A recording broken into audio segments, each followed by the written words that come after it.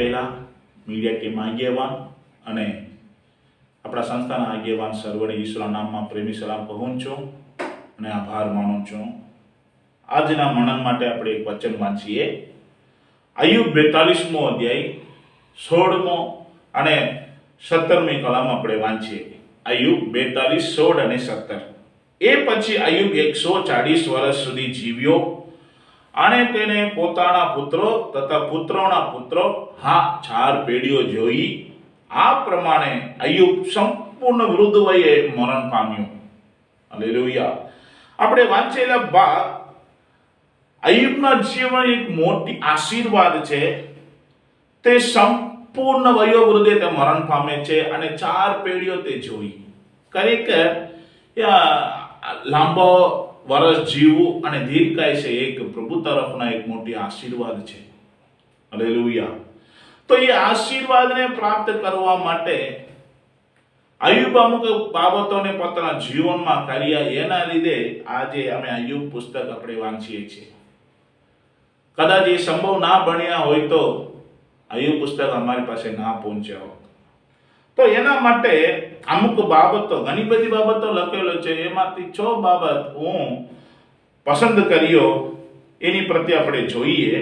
પહેલો બાબત છે નમ્રતા, બીજો બાબત છે દેવ પરના વિશ્વાસ, ત્રીજો બાબત છે ધીરજ, અને ચોથો બાબત છે તે દેવ પર આસ્થા અને આતુરતા હતા, અને 5મો બાબત છે તે પ્રમાણિક હતા, અને છઠ્ઠો બાબત છે સમાશીલ સ્વભાવ અય્યુબ પાસે જોવા મળી. હાલેલુયા. તો પહેલો બાબત વાંચીએ. પહેલો અધ્યાય અય્યુબ, પહેલો અધ્યાય 20મી કલમ. ત્યારે અય્યુબે ઉઠીને પોતાનો જબ્બો ફાડીને માથું મુંડાવ્યું અને ભૂમિ પર પડીને સ્તુતિ કરતા. અહીંયા એક શબ્દ લખેલો છે માથું મુંડાવ્યું. જૂનો કરારમાં માથું મુંડાવવાનું એટલે લોકો માથું મુંડાવીને તે લોકો વિનંતી કરશે અને તે લોકો નગરમાં ફરશે ત્યારે પોતાના જાતને દેવને આગળ ધીન કરે છે, એવો અર્થ છે. એ પ્રમાણે પોતાના જે કંઈ હતું તે બધું ગુમાવી દીધા ત્યારે તે નમ્ર થઈને પ્રભુની સ્તુતિ કરે છે ભૂમિ પર પડીને. હાલેલુયા. અને અય્યુબને દેવ પર ખૂબ જ વિશ્વાસ હતો. અય્યુબ પહેલો અધ્યાય 21મી કલમમાં વાંચી શકે છે. મારી માના ઉદરમાંથી હું નાગણો આવ્યો હતો અને નાગણો પાછો જઈશ. યહોવાએ આપ્યું અને યહોવાએ લઈ લીધું છે. યહોવાના નામને ધન્ય હો. અને અય્યુબ 13મો અધ્યાય 15મી કલમમાં લખેલો છે, તે મને મારી નાખે તો પણ હું તેની રાહ જોઈશ, પરંતુ મારી વર્તણૂક નિર્દોષ છે એમ હું તેમની આગળ સાબિતી કરીશ. આ એક ખૂબ જ વિશ્વાસ, દેવ પ્રત્યેના વિશ્વાસને અય્યુબના જીવનમાં આપણે જોઈ શકીએ છીએ.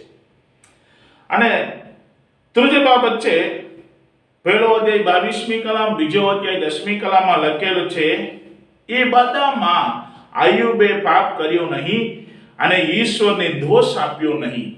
સર્વમાં એટલે એને બધું ગુમાવવું પડ્યું.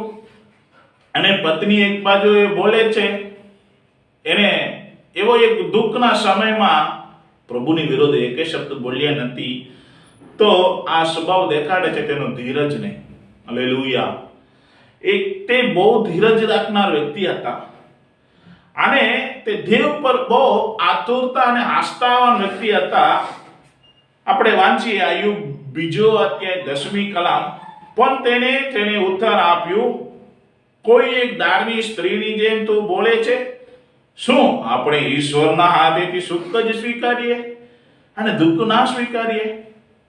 પ્રભુ પ્રત્યે એક અન્ડરસ્ટેન્ડિંગ અને તેને એક પરિપક્વ હતો અને એના લીધે તે આતુરતા સહિત શબ્દ બોલે છે, આપણે સ્વીકારીએ, દુઃખ ના સ્વીકારીએ, એમ બોલીને તે દેવ પરના આતુરતાને આસ્થાને દેખાડે છે.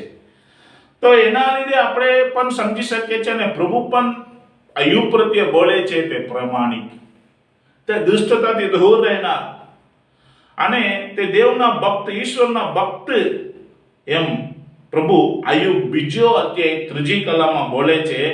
અને અય્યુબ બીજો 3જી કલમમાં છેલ્લી લખેલો છે, તો પણ ક્યારે તેને વિનાકારણ પાયમાલ કરવાને શૈતાને મને ઉશ્કેર્યો હતો, તો પણ હજી સુધી તે પોતાના પ્રામાણિકપણાને દૃઢતાથી વળી રહ્યો છે. હાલેલુયા. તે ઉત્તમતા છોડ્યો નથી. તે પ્રભુ માટે નમ્રતા અને દેવ પ્રત્યે વિશ્વાસ અને ધીરજ અને દેવ પ્રત્યે આસ્થાવાન અને તે પ્રામાણિકપણામાં દૃઢતાથી લાગી રહ્યા. એટલા એ ખરી, એના લીધે એના દુરાવસ્થાને ફેર કરવામાં આવ્યો નહીં. છેલ્લી બાબત લખેલો છે, આપણે વાંચીએ આયુબ 42મો અધ્યાય 10મી કલામ. આયુબ 42મો અધ્યાય 10મી કલામ. જ્યારે આયુબે પોતાના મિત્રોનો માટે પ્રાર્થના કરી, ત્યારે આયુબે તેની દુર્દશાને ફેરવી નાખી.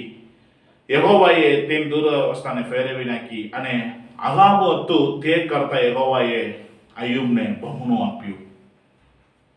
ક્યારે મિત્રો માટે તે પ્રાર્થના કરી, તે લોકોને માફ કર્યા અને તે લોકો માટે તે ભલી વસ્તુને પ્રભુની આગળ લઈ ગયા અને પ્રાયશ્ચિત કર્યા પછી આયુબના દુરાવસ્થાને ફેર કરવામાં આવ્યો હતો.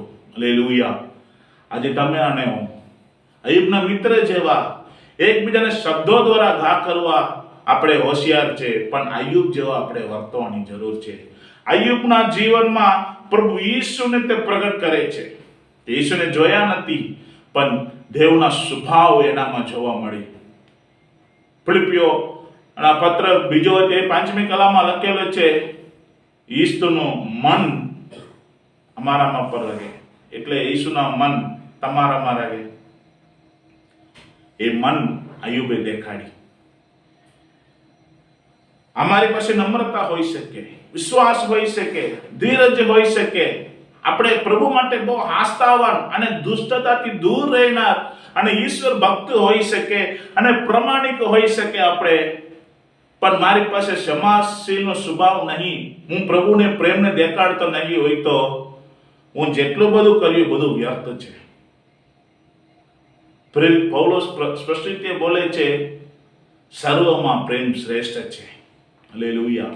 એકબીજાને આપણે પ્રેમ દેખાડીએ, શબ્દ દ્વારા ગા પહોંચવાડોને આપણે બંધ કરીએ, પ્રભુની સ્વભાવ આપણે ધારીએ.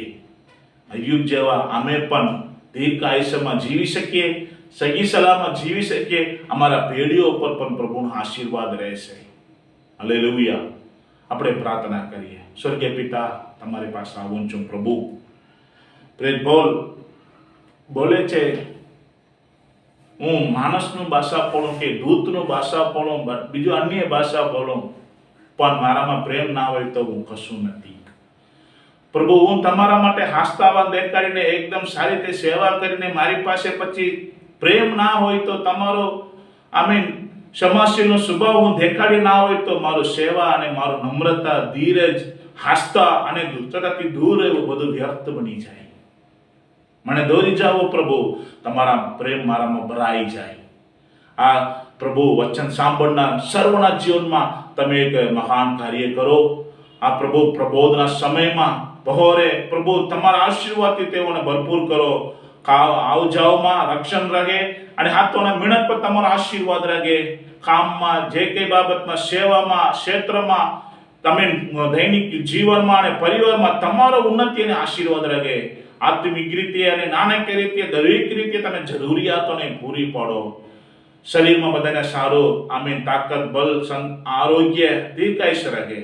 તમારા આત્મા સંપૂર્ણ દોરી જાઓ. ઈશ્વરના નામમાં પ્રાર્થના માંગીએ છીએ પિતા. આમેન. Praise the lord.